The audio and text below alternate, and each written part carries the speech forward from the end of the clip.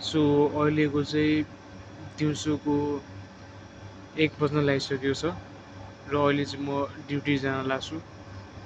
ड्युटीमा 1 घन्टा जानलाई 1 घन्टा आउनलाई टाइम लाग्छ अनि त्यसपछि 9 hours 30 minutes I have to work अनि 30 मिनटको ब्रेक हुन्छ।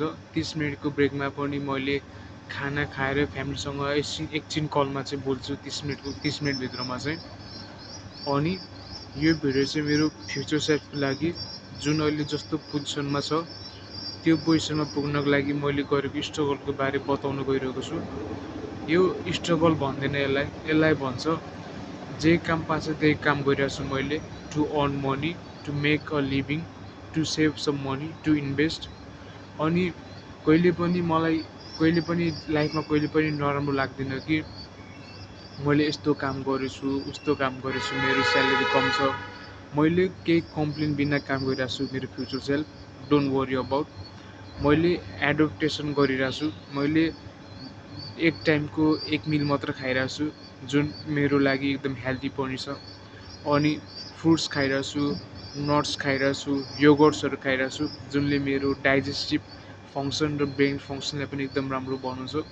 अनि यो फ्युचर सेल्फ यदि तँलाई यो भिडियो पाइस् भने थिङ्क द्याट तँ अहिले जुन पोजिसनमा छस्, जुन तैँले सोचिरहेछस् तँ एउटा फिटनेस ट्रेनर बन्छु यो अनि क्लाइन्ट्सहरू जम्मा गर्छु, महिनाको 15,000 दिरहाम कमाउँछु।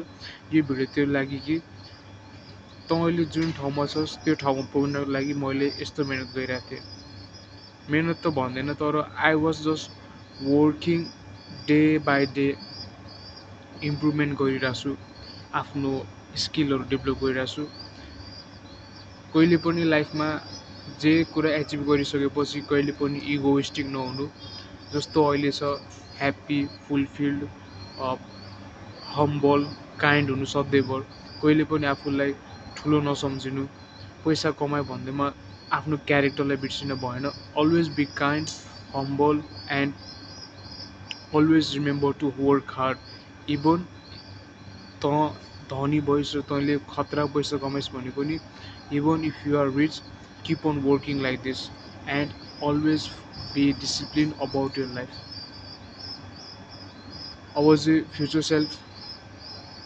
फ्युचर सेल्फको लागि one more last thing, do your best every time, give your best and always be happy and always be fulfilled about the work that you do.